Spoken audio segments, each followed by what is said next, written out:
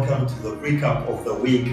The top stories that we've had coming through this week, of course, in the transfer market team as we edge closer to the end of January, almost less than 15 days left, and lots of teams will be looking to add to their squads, try and build and bridge the gaps that they have seen to try and keep chasing the leading team, that's Manchester City. Yeah, and the culprit here is Man United trying to snatch away Sanchez from I think a deal we had all hoped to go through to City. And I think it almost looked certain. It looked certain, and that's why I can tell you, Tony, we are still not certain if it's going to Of course, there were rumors that Chelsea was trying to hijack that move. It's almost looking likely that the deal will go through. There's been talk of Mkhitaryan part of that deal, but maybe it will be a separate deal altogether. Yeah. We'll wait and find out. There's a lot of stories, but as we build into the weekend of football, of course, there'll be a lot of football coming up on Saturday. Brighton kicking off the evening, the afternoon, hosting Chelsea at the Amex. Yeah, Tony, I think we are all looking at this game. It's the early kickoff on Saturday, and Chelsea has not had a good run of games recently. They've had almost 4 or 5 draws in a row, and I think they'll be looking at getting something. The other teams are playing away, and Chelsea almost threatening to have been number 2 3 weeks ago, and now slipping out of the top 4. They're number 4 now, so they need to consolidate a win at the Amex. Of course, this will be a weekend where we'll largely expect all the top 6 sides to try and churn out wins. It's been a hectic few hours, 72 hours of a lot of transfer speculation, especially at Chelsea, where they're looking to bring a forward in. There's been a big burden on Morata. We haven't seen any Premier League goals almost for Michy Batshuayi, so they are looking to get in a striker. There's been speculation, of course, linking Chelsea to players like Peter Crouch and Christian Benteke. Yeah, and that was after they had talk about Andy Carroll. The only worry, Tony, for me is these guys, yes, they are proven goal scorers in the Premier League, but they're best suited in terms of longevity. Yeah, but they're best suited for the club they're in at the moment. We've seen Peter Crouch has been tried out in Liverpool, Benteke, and even Andy Carroll. So I'm not sure why Chelsea is looking at these guys. Yes, there's a lot of burden on Morata, but I do not think these 3 names being raised is the trade for this guy. Of course, there's been talk about Edin Dzeko, but his agent came out this afternoon and said he's happy as Roma. So that certainly may not be happening for all Chelsea fans that will be hoping a deal is worked out for Mr. Edin Dzeko, who is a proven goal scorer at this level. I think he's a player that we should be looking at, but Chelsea should be able to edge this one out at the Amex. I've given Chelsea a 2-1 win. I've gone for similar scoreline. Of course, after that we have the struggling side, Arsenal. I call them the struggling side because they're almost breaking away from the top 5 teams and looking almost closer to the teams below them. Now they find themselves with 39 points in the table, just 5 points ahead of Burnley in 6th place, and they host Crystal Palace, a team that has been rejuvenated in previous rounds of the league. They've been playing very, very well. A player there, Bakary Sakho, has been having a very powerful patch.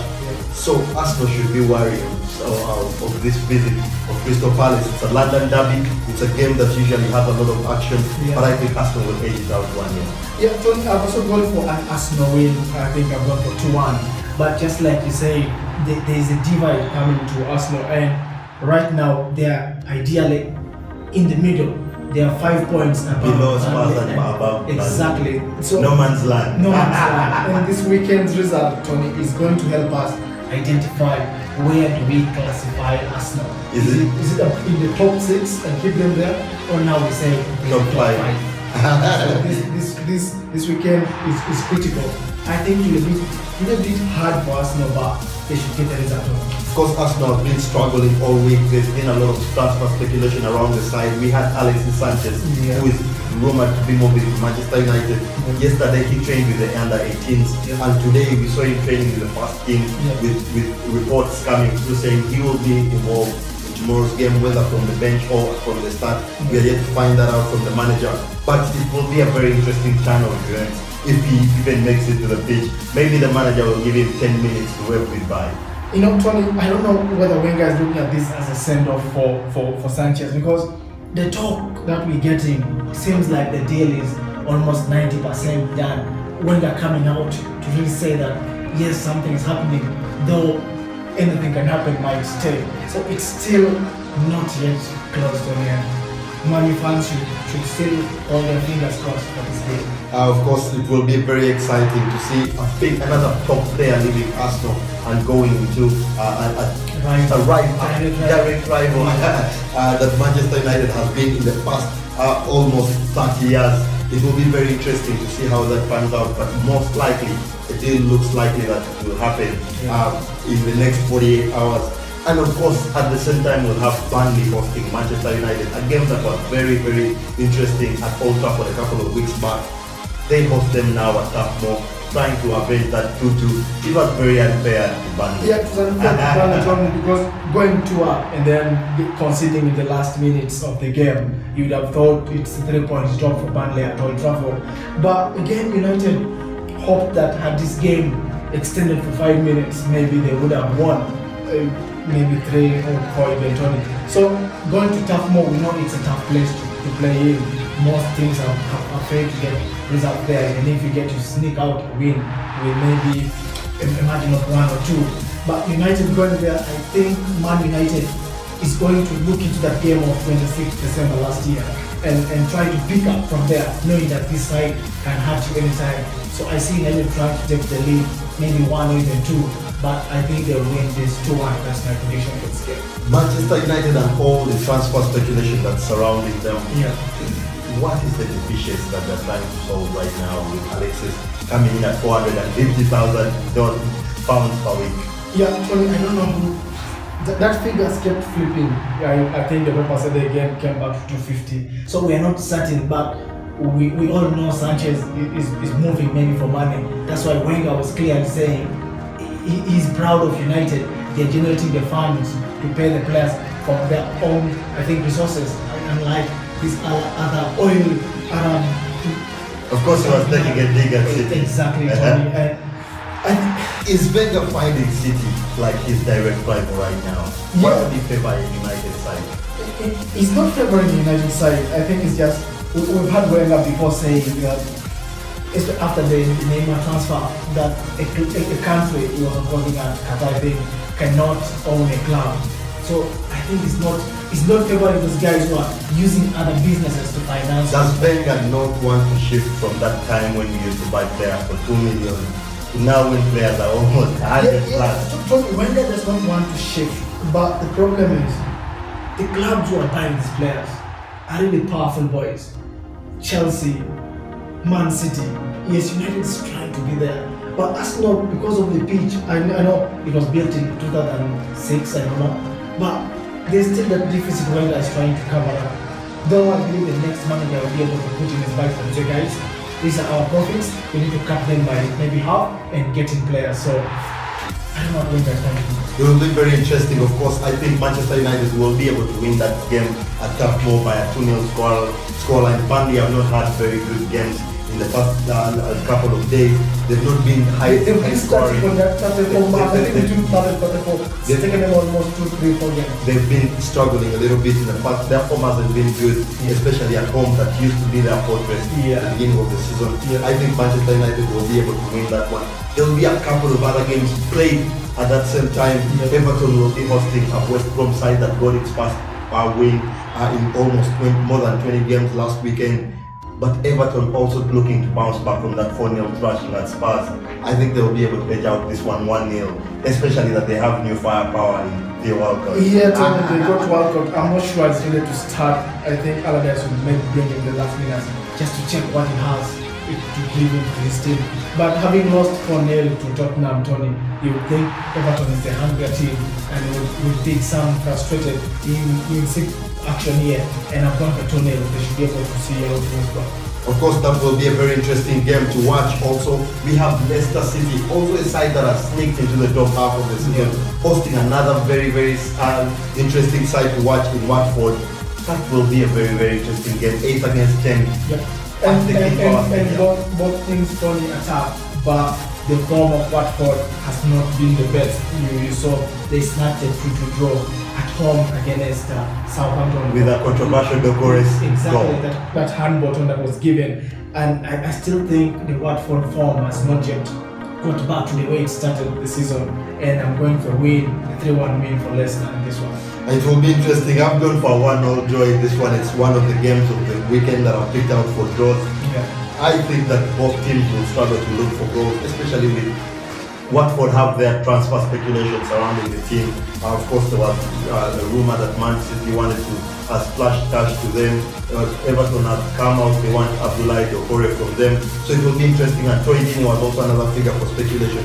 But Leicester have their own problems in Riyad Mahrez, still unsettled. He looks like he has his high time, but the form that he had in the midweek play in the FA Cup didn't suggest any sorts of things like that. But I think that there will be a very fiercely contested game, and I'm going for a 1-1 draw in that one. Stoke forced Huddersfield, a team that has fallen off the patch in recent months. Yeah, Tony. The Stoke players, Tony, are not players who should be fighting for themselves in the relegation battle. We are talking about Xherdan Shaqiri. This is a good guy. Zuma was bought from Chelsea. Joe Allen. Fletcher is in that team, captain of that team. And I think change of guard, change of coach will tell the players there was something wrong. So let's prove this. And I think Paul Lambert should be talking with boys, and I believe Tony, this guy is going to get a win tomorrow. So I'm going for a Stoke win 2-1. That's another interesting one. If I look at it, Huddersfield have been playing. If you look at their early season form, they had some good results on the road. Yep. And it's a game where they go travel away to Stoke. It's a game that I think they can be able to edge out 1-0. I think they can beat Stoke. Stoke has been struggling. They've not shown much in the past couple of games. They had some very good chances against United. Of course, to that And Monday night game. Those are the chances I think if they got this time. I think they'll lose this one. We'll wait and see how that game pans out. West Ham, a very informed side, Tony, host Bournemouth. I don't see West Ham losing a game right now. If you can go to Huddersfield and win 4-1, then at home you should be able to win comfortably, Tony. Bournemouth, yes, they had sparks against Arsenal, but they didn't play so well against Arsenal. That's what I'm saying. If they go to the London Stadium, Tony, they should be a big ask. Yeah, it should be a big ask for them. And I believe another bit, if it implicates the form he has been in Lanzini's form, Tony, West Ham should see this 3-1. I've given them a 2-1 win. I think that they have the quality in the side. They've now started showing just now the form and the talent that they have in the side. They have really good players. Pedro Obiang is an unsung hero in that team. He pushes that side and helps them build. They have players like Anatovic. We know how much the energy of Kouyaté, the creativity of Lanzini has not come out so clearly. Maybe he needs a number 9 that can click with him, but we are starting to see him coming to the fore. I think West Ham will be able to win this one. After those games in the late kickoff on Saturday, we have the table toppers, Man City taking on Newcastle. Can you see another upset? No, there's no upset. I do not think Man City is going to even waste time in this game. Yeah, we know they have one eye on the away game to Bristol in the Carabao Cup semi-final. But Man City, we look back in the game that they played at St. James. I think they won it 1-0. Newcastle cannot come back and defend. We have seen Bristol go to the Etihad and attack, and they at least took Man City at the last minute on 1-1. We've seen Liverpool beat Man City. We can now say they beat Man City. So Newcastle has to find the balance between defending and trying to attack. So I believe they will play their fast running players. A guy should start this game. Exactly. So Tony, even if Newcastle has an approach to this game, I think they'll be beaten 4-0. Of course, that we'll wait and see how Man City bounces back from last week's humbling at Anfield. Of course, they will be hungry to even give their coach a birthday present. Pep Guardiola there, but I think they'll be able to win 2-0 in this one. Benitez Newcastle have not offered much in the past, especially in this January period. They've almost certainly fallen back. They've not done any buys anymore. They've not done any buys, so it will be interesting to see how they come and assemble at the Etihad in this one. But I think Man City will be winners comfortably in this one. On Sunday evening, we have Tottenham Hotspur visiting the a Southampton side that has also been flattering to deceive, and they find themselves in 17th place in the league. Yeah, Tony Pellegrino, the coach of Southampton, has mentioned it that his players are now aware they're in the relegation fight. Yes, they're number 17 in the table, but just 1 point Ahead of the relegation. He must be talking to his players and telling them, if we do not start making results now, then we might go down. And Tony, this is a hard fixture for Soton. Yes, they're at home, but I think all these players are going to realize on this match day that they have to get a win.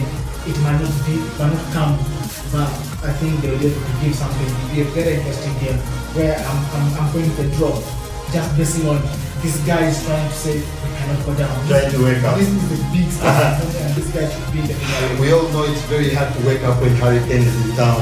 So this is a game that I think Spurs will be able to run out 3-0 winners in this one. Spurs have been scintillating. Yeah. If they didn't have that bad patch in November and December, right now they would even be in the top 4. But they're trying to push. They're pushing the hardest below that top 4. Of course, as we already said, Arsenal still has a big gap there to cover up. But they find themselves a few points, just 3 points behind Chelsea, and that will be a morale boosting result there if they are to get it. A big result also because they need the goal difference. Right now, Liverpool is just ahead of Chelsea, I think, on goal difference. Yeah. And so a goal difference matters right now, and Spurs need to add on that 4-0 win that they had last weekend when they played Everton. So I think they'll be able to replicate that kind of form and will be able to win 3-0. And Liverpool in third place currently on Monday night travel away to a very interesting Swansea side that has been struggling all season, 20th. Yeah, Tony. Is there any way back for Swansea? No, Swansea is going down. I think Swansea is going down. They've done a change of guard.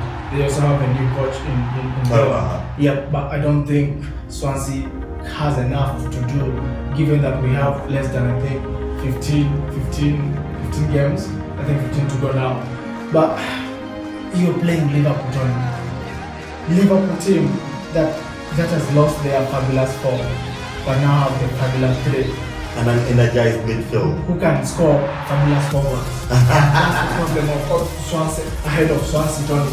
So, to me, Swansea's at home. Had they been away, maybe they would have said, guys, this is another fans, let's go and play a boring game. This guy with the new coach likes attacking, and he might tell these players, guys, let's attack Liverpool defense, Tony. They might get shattered. I think Swansea might get beaten. I've given them a humbling 3-1 loss. My Liverpool has ability to hit 4-5. Of course, it will be interesting to see how Liverpool keep to build that momentum that they showed against Man City. They were absolutely devastating. We'll see, is this the kind of test that Liverpool needed after a big result against Man City? And Tony, to show us that they cannot falter against the smaller opposition. True, Liverpool does not need to falter again. I mean, the microscope has been on them, especially after delivering a huge result against one of the big boys. And then the next weekend, usually it happens immediately. The next weekend they're humble, it's a draw or they didn't lose. So it's something I think the German club should be telling his players. We're not going to allow this to happen. Let's go frustrate this team. Give them maybe 2-3 goals in the first half so that they lose the momentum and maybe you can design to just defend. Of course, Monday nights are very interesting nights to watch football or even to play. Yeah. And this will be a game that everyone will be keeping their eyes on. Liverpool find themselves in a very, very nice spot in third place.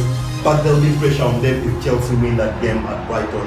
They'll go 3 points clear of them. So they need to keep the momentum going. They need to keep pushing if they're to give themselves a realistic chance of staying in that top 4 come the end of the season. Of course, we know how far Man City is from the chasing pack, so you just need to keep in there. And of course, these other teams that wake up while the season gets to a close. You can't afford to mix. And this is a game that they must be able to win. I've gone for a 4-0 win for Liverpool.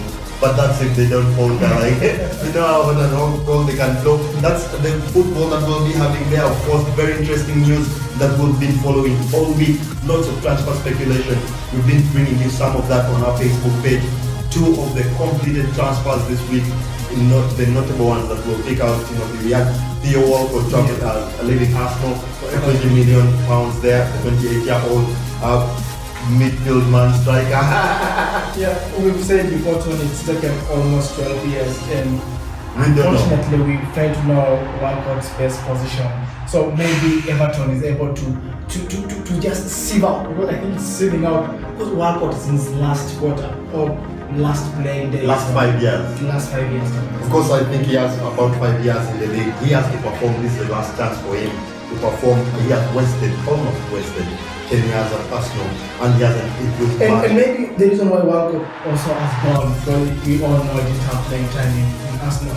So now this English team is not yet defined. So there's an outside chance he for has everyone. 3 months to make sure he books the ticket. Maybe this could be it. And Tony, we know sometimes with Walcott, his ability, he's able to beat the defenses, especially with this pace. Maybe we are able to realize it again here.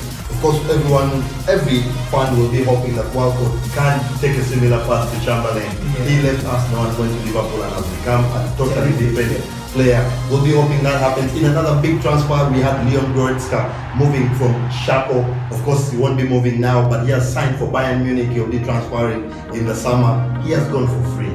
Yeah, Tony, but Bayern has got a lot of players on free, and I don't know whether there's business in Germany or not.